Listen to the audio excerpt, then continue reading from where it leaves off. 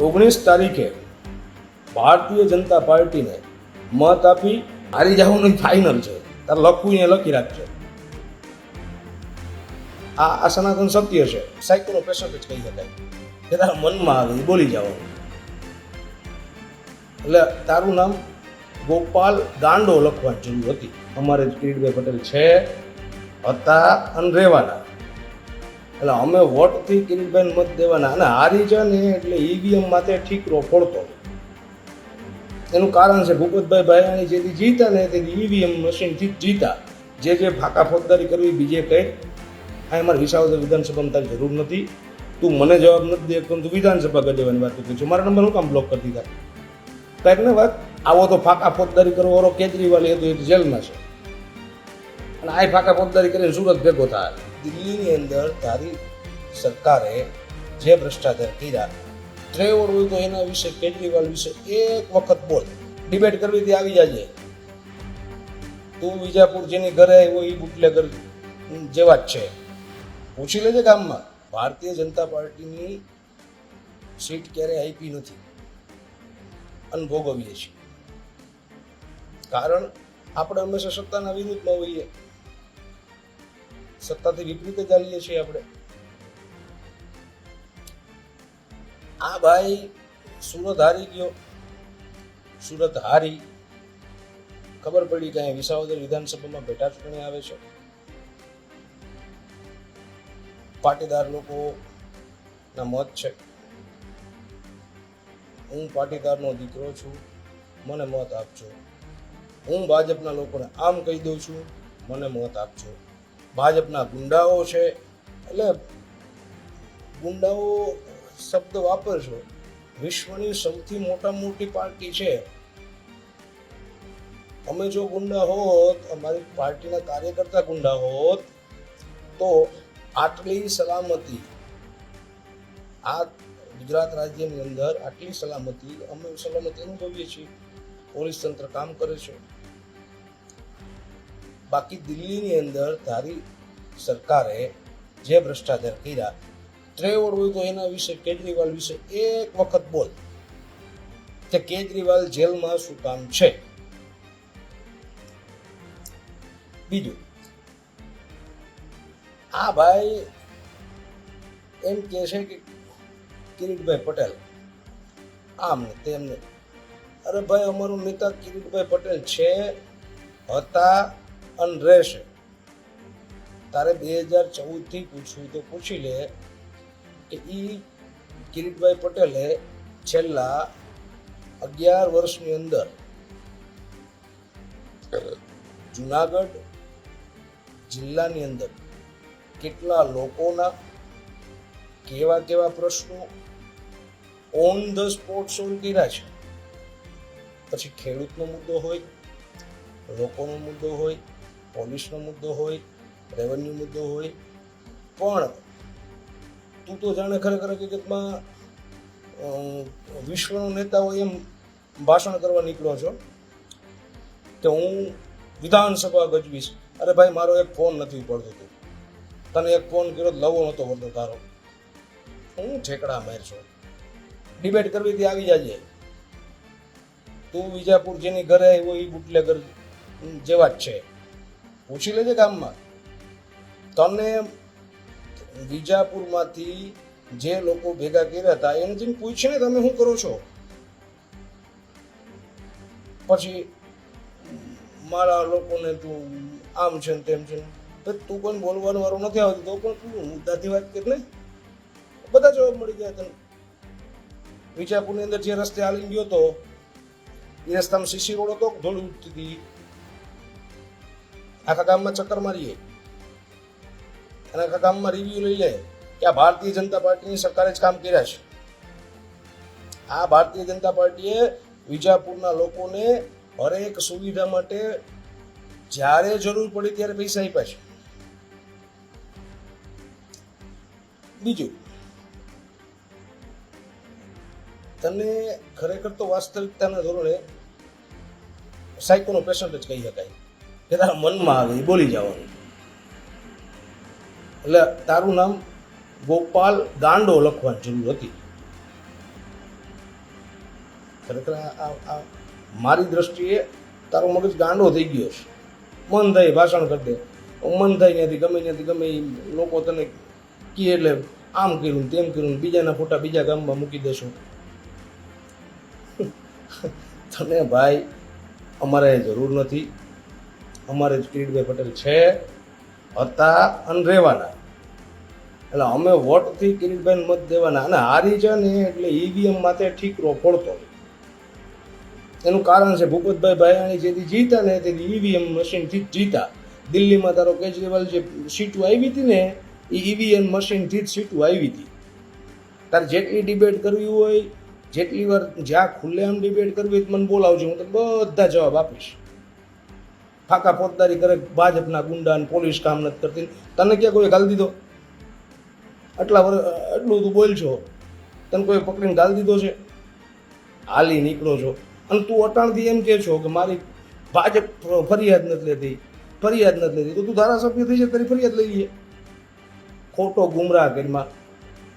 અને તું તો વકીલ છો, તને એટલી તો નોલેજ હશે ને ભાઈ કે ભાજપના શાસનમાં ફરિયાદ ન લેવાય તો કોર્ટમાંથી ફરિયાદ દાખલ થાય, કાં તો તને દેશના બંધારણમાંથી ભરોસો નથી. એટલે ખોટે ફાકા ફોજદારી કરવાની બંધ કર, લોકોને ગુમરાહ કરવાના બંધ કર. અને તારા જેટલા ફેક આઈડી હાલે ને એ બધી અમને ખબર છે. તારા જેટલા ફેક આઈડી હાલે ને એ બધી ખબર છે. તું જે લોકો પાસેથી સોશિયલ મીડિયા મુકાયું છે એનું એ મતદાન જ નથી વિસાવદર વિધાનસભામાં. એટલે ખોટી ફાકા ફોજદારી બંધ કરી દે. બાકી તું હારી જવાનું ફાઇનલ છે. તારે લખવું એ લખી રાખજે. આ સનાતન સત્ય છે. બાકી તું એકવાર કેજરીવાલે દિલ્હીમાં જે ગોટાળા કર્યા, અત્યારે જેલમાં છે, એના વિશે એકવાર નિવેદન તો આપ. શું કામ જેલમાં છે? કયા કારણથી છે? કે તમે એને સપોર્ટ કરો છો કેજરીવાલને, કે કેજરીવાલ ભ્રષ્ટાચાર કર્યો એમાં તમે સપોર્ટ કરો છો, કે તમે ભાગીદાર છો? ત્યાં ગોટાળા કર્યા એના પૈસા અહીંયા પૈસા વાપરવાના છે વિસાવદર વિધાનસભામાં. આવું બને? વિસાવદર વિધાનસભામાં પૈસા વાપરવા આવ્યા છો? અમને તો એવું દેખાય મનીષ સિસોદિયાના બધે જે કાંઈ પૈસાના ગોટાળા કર્યા એ પૈસા અહીંયા વાપરવાનું છે. એટલે મારા વિશે તો પૂછવું ને પૂછી જ લેજે. વિજાપુરમાં કેટલા જણા થયા હતા? 15 જણા થયા હતા તારી સભામાં. 15 જણામાં એ ઘરના હતા. એટલે ત્યાંથી વિચાર લેજે કે વિજાપુર સભામાં. અને તું એમ કહેતો મને 2 જ પ્રશ્નો આવ્યા આ ગામમાંથી. 10 વર્ષ પહેલાના બધા ગામના જેની ઘેર આવ્યો ને પંચાયતમાં હતો એને પૂછજે. 10 વર્ષ પહેલા ગામમાં હાલવા જેવું નથી રહેવા દીધું એને. અને ગામની બધી પેશકદમી એને બધાએ કરી છે. ગામમાં હાલવા જેવું રહેવા નથી દીધું ને. તારે જેને પૂછ્યું પૂછી લેજે ને. અને તું એમ કે ભાજપના રાજમાં આમ છે ને તેમ છે. અરે ભાજપના રાજમાં જ વિજાપુરમાં શાંતિ કરી છે અને એ કિરીટભાઈ પટેલ થકી જ કરી છે. આ વિકાસ કિરીટભાઈ થકી જ થયો છે. તારે જે ફાકા ફોજદારી કરવી બીજે કહે. આ અમારે વિસાવદર વિધાનસભામાં તારી જરૂર નથી. તું મને જવાબ નથી દે તું વિધાનસભા ગજવાની વાત કરી છે. મારા નંબર હું કામ બ્લોક કરતી હતા? કાંઈક ને વાત કેમ એટલો બધો ડર લાગે છે તને? મેં તને સીધો સવારે 9 વાગે ફોન કર્યો હતો. હું ગોપાલભાઈ ફાકા ફોજદારી કરતા હતા કીધું તું તો એક જ લવો વર્તો નહોતો. સારું, વિસાવદરની જનતા જો સંદેશ છે કે આપણે હરેક વખત વિસાવદર વિધાનસભામાંથી સત્તાના વિરોધમાં હોઈએ છીએ. અમુક કામો ધારાસભ્ય લેવલના કામો હોય છે જે આપણા કામો કરવા માટે ખરેખર ધારાસભ્યની જરૂર પડે. આપણે કારણ વિનાના સીઆરના પૈસા ધારાસભ્ય વિના જતા રહીએ છીએ. તો ધારાસભ્ય હશે તો આપણા પુલિયાના કામ થશે, રોડ રસ્તાના કામ થશે. બાકી આ ગોપાલને ખબર નહીં હોય ધારાસભ્યની જરૂર કેટલી પડે ને કેટલી ન પડે. એને ખબર નહીં હોય. અમે 14 વર્ષ ત્યાં કરીએ છીએ એટલે અમને ખબર છે કે ધારાસભ્યની જરૂર કેટલી પડે, સંસદ સભ્યની જરૂર કેટલી પડે, ગામના લોકોને કેની જરૂર પડે. સામાન્ય પ્રજાને ધારાસભ્યનું કામ પડતું જ નથી. અને તું અત્યારથી ફોન નથી ઉપાડતો પછી નહીં ઉપાડ, એ અમને ખબર છે. અને અમે રાતે 2 વાગે કિરીટભાઈ પટેલને ફોન કરીને તો અમારે અડધી રાતનો હોકારો છે, રાતે 2 વાગે ફોન ઉપાડે.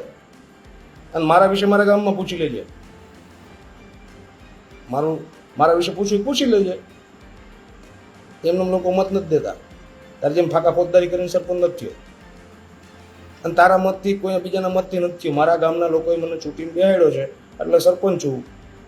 પણ એક સરપંચ તરીકે મારી વિસાવદરની જનતાને અપીલ છે કે આપણે સત્તાના વિરોધમાં રહ્યા છીએ. આનાથી આપણો ફાયદો નથી, નુકસાન જ કર્યું છે. આ વખતે ખરેખર હકીકતમાં સત્તા સાથે રહી 2.5 વર્ષની ચૂંટણીમાં ભારતીય જનતા પાર્ટીના કાર્યકર્તા તરીકે, હું તો નાનો કાર્યકર્તા છું, કાર્યકર્તા તરીકે મારી તો આટલી જ અપીલ છે કે સત્તા સાથે રહી અને સત્તામાં મતદાન કરીએ. પછી આપણા વિસ્તારનો વિકાસ ન થયો હોય તો 2.5 વર્ષ પછી આપણે કહીશું ને કે ભાઈ અમારે આ બાકી રહી ગયું. મને મારા ગામે 10 વર્ષ આપ્યા છે ત્યારે હું વિકાસ કરી શક્યો. તાકાતવાળા માણસને, કિરીટભાઈ પટેલને એકવાર બેહાડો તો ખરા. આવો તો ફાંકા ફોજદારી કરવાનો કેજરીવાલ એ તો એક જેલમાં છે, અને આ ફાંકા ફોજદારી કરીને સુરત ભેગો થાય. એટલે અને હા, તારી જે લેંગ્વેજ છે ને એનાથી અમને અતિશય ભારી ભાષામાં વાત કરતા આવડે. એટલે તું એ મગજમાં ચોખ્ખું કરી નાખજે કે ભાષા આમ છે ને તેમ છે ને. અમારી પાસે ભાષા છે, પણ અમારી મર્યાદામાં રહીને અમે વાત કરીએ છીએ. બીજું, વિસાવદરના આટલા વર્ષોના આપણો વિકાસ નથી થયો, આપણા અમુક કામો નથી થયા. તેનું કારણ છે કે ખરેખર સત્તા વિરુદ્ધ ધારાસભ્યો હતા. આ સ્વીકારવું પડે. બાકી સામાન્ય લોકોને ધારાસભ્યોનું કામ નથી પડતું. રિયાલિટી છે આ. સરકારી મામલતદાર કચેરી, પોલીસ સ્ટેશન અને જિલ્લા પંચાયત, આ 3માં સામાન્ય લોકોના કામ, પંચાયત 4 જગ્યાએથી સામાન્ય લોકોના કામ પતી જાય છે. મેક્સિમમ તો સરપંચ લેવલે જ પતી જાય છે. એથી આગળ કોઈને કામ જરૂર પડતી બહુ ઓછી જૂજ પડે. અને મારા ગામમાં જેને જરૂર પડી છે ઓન ધ સ્પોટ સાંસદ સભ્યએ કામ કર્યા છે. બીજું કે ખોટી લોકોને ગુમરાહ કરવાની બંધ કર્યા ભાઈ. જો કે પબ્લિક ગુમરાહ થાય એમ નથી. વિસાવદરના લોકોને એટલી જ મારી અપીલ છે કે ખરેખર આ ભાઈથી ડિસ્ટન્સ રાખો. આ ગોપાલ ગાંડો છે, હું તો એમ કહું ગાંડો થઈ ગયો, સાયકોનું પેશન્ટ છે. 19 તારીખે ભારતીય જનતા પાર્ટીને મત આપી આપણી વિધાનસભામાં આપણો ધારાસભ્ય બેસાડો. એક વખત 2.5 વર્ષ આપી અને પછી આપણે જો કંઈ બાકી રહી ગયા હશે તો આપણે કહેશું, અમે તમારી સાથે કહેવા આવશું કે અમારા કામ રહી ગયા છે.